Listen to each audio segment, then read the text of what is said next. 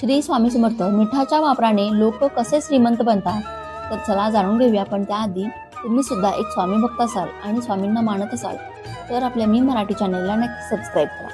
Number 1. ज्योतिषी शास्त्रानुसार मिठाला चंद्र आणि शुक्राचा प्रतिनिधी मानला जातो. मीठ जर तुम्ही स्टीलच्या किंवा लोखंडाच्या भांड्यामध्ये ठेवले तर ते घातक आहे. नंबर 2.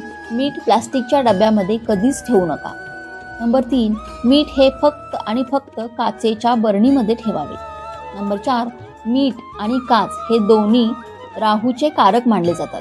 त्यामुळे तुम्ही मीठ काचेच्या बरणीमध्ये किंवा बाउलमध्ये ठेवलं आणि ते टॉयलेटमध्ये किंवा बाथरूममध्ये ठेवले तर तिथून सर्व निगेटिव्ह एनर्जीचा नाश होतो.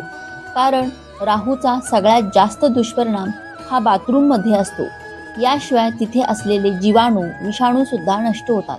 प्रत्येक महिन्यात मीठ बदलून जुने मीठ